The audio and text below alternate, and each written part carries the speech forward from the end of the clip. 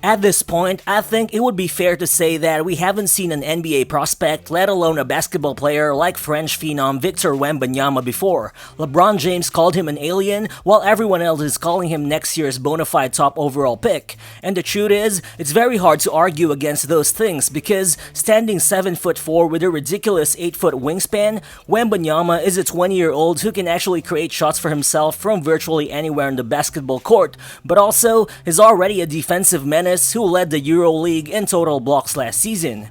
Overall, the rare combination of the unreal physical measurements and ridiculous two-way skill set makes Wembanyama not only the most unique NBA prospect ever, but also the most hyped one since LeBron in 2003. But on the other hand, being unique and having too much hype always isn't gonna be considered good, cause while Wembanyama was very effective defensively last year while playing for his ball club in Europe, as he averaged almost 2 blocks per game, on offense he was still pretty much hit or miss. The scoring flashes were definitely there, but overall in 33 games, he only shot 41.5% from the field and just 27.5% from 3. Plus, he also had a very low 1:3 assist to turnover ratio. Well, to be fair, Wembanyama played 1/3 of those games in the EuroLeague, which is widely considered as the best pro league in the world outside of the NBA. So frankly, I think we shouldn't have expected any 18-year-old to have eye-popping success in that league, no matter how generational his talent might be. After all, even Luka Doncic only averaged less than 8 points per game in the same league in the year prior to his pre-draft season. But without a doubt, NBA scouts definitely had questions left unanswered about Wembanyama's game about a year ago. However, things have changed for him over the past 6 months, and during the 2 games he played in Vegas for Metropolitans 92 against the Gleague Ignite, Wembanyama just looked much stronger with better core balance, with his jump shot looking much more of a real weapon. Overall, in those 2 games against Ignite, he tallied 73 points, 15 rebounds, and 9 blocks, while shooting 50% both from the field and the 3-point line, and most importantly, he only committed 3 turnovers in those 2 games. But beyond that, I think it wasn't even the statistical accumulation that was most impressive for Wembanyama, but rather the ways he actually put up those numbers. So what's good guys, it's Real Balls here, and today, let's dive into the film to understand if Victor Wembanyama is really worth all the NBA hype. But before we move on, as always, please do hit that like button or click that subscribe button if you did enjoy this video. It only takes a second of your time, but it will be much appreciated. So let's get to it.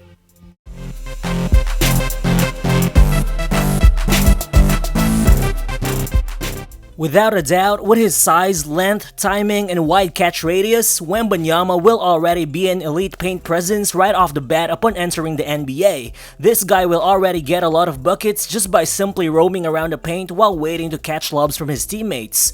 But limiting him as a lob threat is a big injustice to his game, cause this guy can definitely create his own shot in a lot of various ways. Well, it's one thing to see 7-footers start dribbling from the perimeter before attacking all the way to the basket, but it's another thing when you see a legitimate 7'4" guy like Wembanyama comfortably use a combination of his size and fluidity to get to the rim, not by using strength and muscle, but by using finesse and footwork. Here, upon receiving the pass, Wembanyama sets up his attack with a couple of dribbles. He gets bumped, but watch him counter it with a sidestep before using his long wingspan to finish at the rim. Then here, watch Wembanyama with a casual hesitation and crossover between the leg dribble before he drives, followed by a drop step which actually covers 15 feet of space all the way to the basket. Well, this is the kind of stuff that only Giannis Antetokounmpo is able to pull off in the NBA, because Giannis is probably the only current player out there with the size, length, ball handling, and balance to be able to glide from 15 feet all the way to the rim in just a single motion.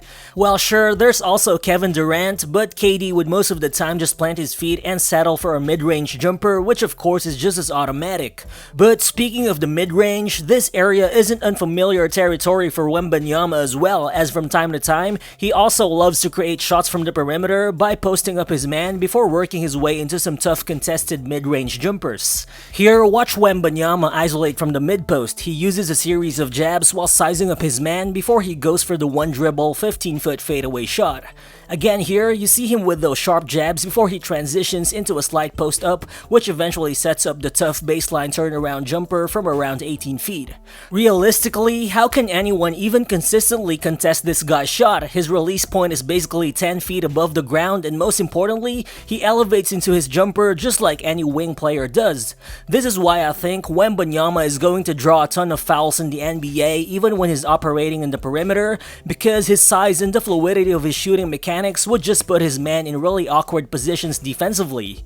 Also, in particular, Wembanyama's ability to shoot on the move for a player who's above 7 feet tall is definitely something we just haven't seen before. Well, for sure, Kristaps Porzingis, who's listed at 7'3", is a very talented set shooter with crazy NBA range, but is not someone who's gonna throw a dribble 10 feet in front of him so he can catch up to it on the move before hitting a fadeaway jumper. Yao Ming, on the other hand, was even bigger at 7'6", but he was simply a set shooter once he's beyond 15 feet of the basket. In recent memory, we probably have to go way down to a mere 7-footer like Dirk Nowitzki to find a real player comparison for Wembanyama in terms of his off-the-dribble shooting abilities, which definitely only gets crazier when you realize that Wembanyama's shot making also extends from beyond the arc, and the thing is, he's not only a stretch big man who's limited to shooting threes off the catch, he also actually does it in a variety of ways off the dribble, whether it be coming off relocations or coming off screens. Here, watch Wembanyama do his thing coming from a handoff. He uses the quick screen before hitting the smooth one-dribble pull-up three-pointer. Here you can see Wembanyama quickly slipping a screen for his teammate before he runs to the mid-range and relocates beyond the arc with one dribble as he drains the contested corner three. This time, it's Wembanyama who calls for a screen, then just watch him isolate further back before he decides to launch a three-pointer, basically from Steph Curry range. As seen in the film, this guy's shooting range and touch are very much legitimate, which means in the NBA, he's definitely not just gonna settle into a role as a catch-and-shoot guy off pick-and-pops, cause he definitely can manufacture outside shots for himself off ball screens as well. And if Wembanyama's three-point shooting progress is really no fluke, this part of his game will just force more defenders to close out on him from the perimeter, which should only allow him to thrive more as an NBA-level passer moving forward, making him a much easier player for any team to build around. And while the things he does in offense are ridiculous enough, he is at the same time a game changer on the defensive end as well. Juiced up by his 8-foot wingspan and advanced timing, Wembanyama's size just warps the geometry of the basketball court in such a way that he easily blocks or alters any shot taken within his vicinity on the floor, whether he acts as a one-on-one defender in the post or the perimeter, as a weak side helper, or even as a drop big man. Here, watch him guard fellow draft prospect Leonard Miller. He stays low enough to stalk his man in space before he goes for the well-timed jump to erase the shot mid-air. Here, Wembanyama is right on the dunker spot. He tries to alter the shot, but Henderson cuts and gets the ball back to the interior, and this time Wembanyama is able to go straight up for the block. Then here, Wembanyama defends the screener in the pick and roll. This should be an easy pull-up for Henderson, but Wembanyama uses his size to deny the shot altogether. Well, for sure, Wembanyama still does have areas for improvement, just like any other young player. Scouts have pointed out that he still occasionally gets out of position when defending ball screen coverages, and he's still not a plus playmaker out there on the floor. But overall, the good thing is, these areas for improvement mostly stem from technicalities and not from any physical limitations, which means one more season in Europe and some early NBA level experience can definitely fix those things that Wembanyama has to clean up. And no offense to Scoot Henderson, who's a tremendous player that any NBA team would love to build around, but you just can't change the fact that he's only 6'2", while Wembanyama, on the other hand, is a legitimate 7'4" guy with elite two-way skill set, unreal body coordination, and advanced basketball instincts. I think this is why Scoot Henderson is more of your typical all-NBA level draft prospect, while Victor Wembanyama is called an alien and a generational type of player.